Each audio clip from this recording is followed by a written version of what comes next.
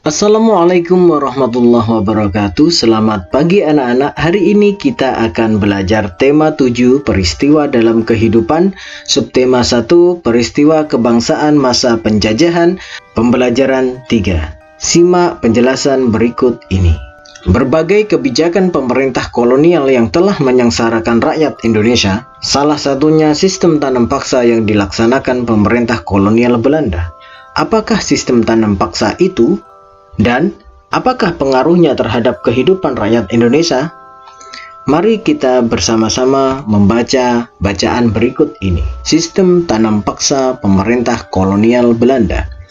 Pada masa kepemimpinan Johannes van der Box, Belanda memperkenalkan sistem tanam paksa. Sistem tanam paksa pertama kali diperkenalkan di Jawa dan dikembangkan di daerah-daerah lain di luar Jawa. Di Sumatera Barat, sistem tanam paksa dimulai sejak tahun 1847. Saat itu, penduduk yang telah lama menanam kopi secara bebas dipaksa menanam kopi untuk diserahkan kepada pemerintah kolonial. Sistem yang hampir sama juga dilaksanakan di tempat lain seperti Minahasa, Lampung, dan Palembang. Kopi merupakan tanaman utama di Sumatera Barat dan Minahasa. Adapun lada merupakan tanaman utama di Lampung dan Palembang.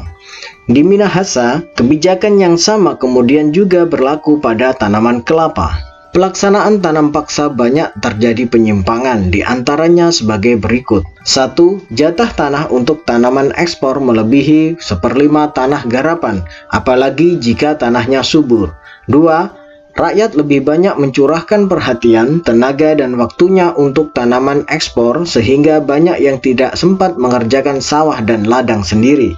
3. Rakyat yang tidak memiliki tanah harus bekerja melebihi 1/5 tahun. 4. Waktu pelaksanaan tanam paksa ternyata melebihi waktu tanam padi, sebab tanaman-tanaman perkebunan memerlukan perawatan terus-menerus. 5. Setiap kelebihan hasil panen dari jumlah pajak yang harus dibayarkan kembali kepada rakyat ternyata tidak dikembalikan kepada rakyat. 6. Kegagalan panen tanaman wajib menjadi tanggung jawab rakyat atau petani. Adanya penyimpangan-penyimpangan pelaksanaan tanam paksa membawa akibat yang memberatkan rakyat Indonesia.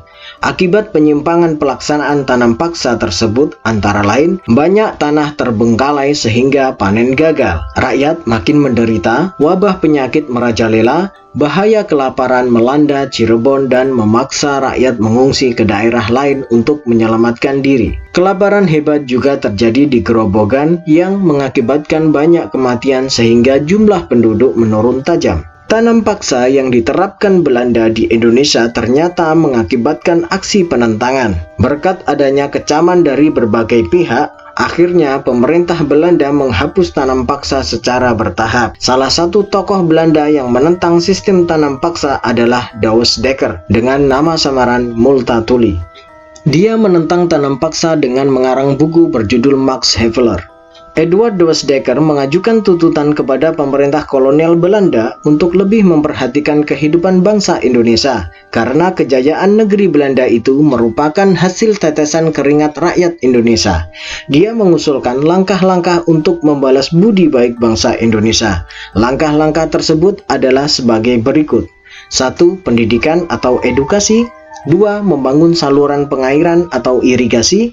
3. Memindahkan penduduk dari daerah yang padat ke daerah yang jarang penduduknya atau transmigrasi. Dari bacaan yang kita baca tadi, carilah kosakata baku dan arti dari kata tersebut. Contoh, wajib, arti kata harus dilakukan, kolonial, arti kata penjajah. Kerjakanlah di bukumu masing-masing. Selanjutnya, pahamilah bacaan di atas. Tuliskan informasi penting dalam bacaan di dalam kolom-kolom berikut dengan menggunakan prinsip apa, di mana, kapan, siapa, mengapa, dan bagaimana. Marilah kita kerjakan bersama-sama. Apakah tanam paksa itu? Sistem yang memaksa rakyat menanam komoditas tertentu dengan peraturan tertentu. 2. Siapakah yang menerapkan tanam paksa itu? Pemerintah kolonial Belanda. Selanjutnya marilah kita baca bersama-sama bacaan peristiwa perlawanan terhadap Portugis. Setelah Malaka dapat dikuasai oleh Portugis pada tahun 1511, Terjadilah persaingan dagang antara pedagang-pedagang Portugis dan pedagang di Nusantara.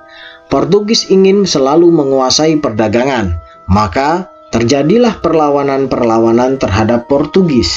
Perlawanan tersebut antara lain sebagai berikut. A. Sultan Ali Muhayyad Shah 1514 sampai 1528 berhasil membebaskan Aceh dari upaya penguasaan bangsa Portugis. B. Sultan Alauddin Riayat Shah 1537 sampai 1568 berani menentang dan mengusir Portugis yang bersekutu dengan Johor. C. Sultan Iskandar Muda 1607 sampai dengan 1636. Raja kerajaan Aceh yang terkenal sangat gigih melawan Portugis adalah Iskandar Muda. Pada tahun 1615 dan 1629, Iskandar Muda melakukan serangan terhadap Portugis di Malaka. Perlawanan rakyat di Maluku. Pada awalnya, Portugis diterima dengan baik oleh raja setempat dan diizinkan mendirikan benteng. Rakyat Ternate mengadakan perlawanan karena Portugis serakah, ikut campur dalam pemerintahan, membenci agama rakyat Ternate, dan bersikap sewenang-wenang. Rakyat Ternate dipimpin oleh Sultan Hairun bersatu dengan Tidore melawan Portugis sehingga Portugis terdesak. Pada waktu terdesak, Portugis mendatangkan bantuan dari Malaka dipimpin oleh Antoni Galvo sehingga Portugis mampu bertahan di Maluku. Pada tahun 1565, rakyat Ternate bangkit kembali di bawah pimpinan Sultan Hairun. Portugis berusaha menangkap Sultan Hairun, tetapi rakyat bangkit untuk melawan Portugis dan berhasil membebaskan Sultan Hairun dan tawanan lainnya. Akan tetapi, Portugis melakukan tindakan licik dengan mengajak Sultan Hairun berunding. Dalam perundingan, Sultan Hairun ditangkap dan dibunuh. Perlawanan rakyat Ternate dilanjutkan di bawah pimpinan Sultan Ba'abullah, putra Sultan Hairun.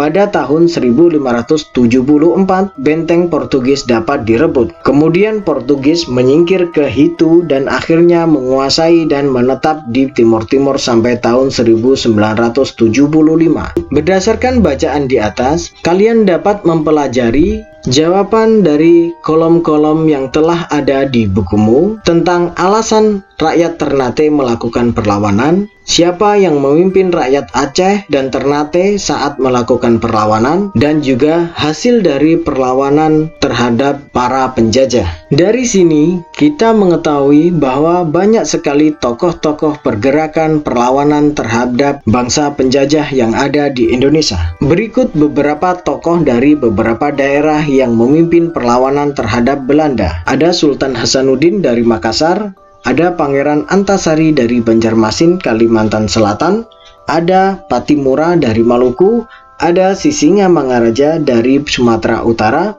ada Sultan Ageng Tirtayasa dari Banten, ada Pangeran Diponegoro dari Yogyakarta, kemudian Silas Papare dari Papua. Selanjutnya, faktor penyebab keragaman bangsa Indonesia. Faktor-faktor penyebab keragaman tersebut antara lain: 1. Faktor keturunan. Ras di Indonesia, berdasarkan ciri-ciri fisiknya, masyarakat Indonesia dapat dibedakan menjadi 4 kelompok ras sebagai berikut. 1. Kelompok ras Papua Melanozoid, terdapat di Papua, Pulau Aru, Pulau Kai.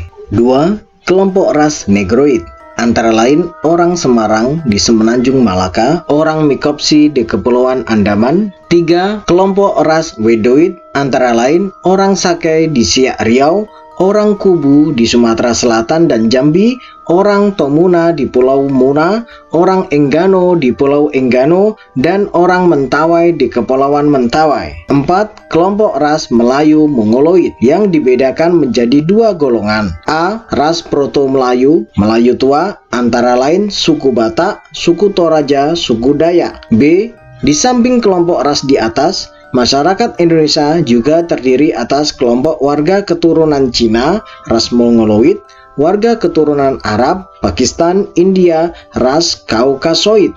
dan sebagainya yang hidup berdampingan membaur menjadi warga negara Indonesia. Masyarakat Indonesia tidak mengenal superioritas suatu ras dan tidak menganut paham rasialisme. Suku di Indonesia. Masyarakat Indonesia yang majemuk terdiri atas beberapa suku bangsa. Tiap-tiap suku bangsa memiliki bahasa dan adat istiadat serta budaya yang berbeda. Di suatu daerah mungkin terdapat beberapa suku. Sebagai contoh, di Sumatera terdapat suku Aceh, suku Melayu, dan suku Batak.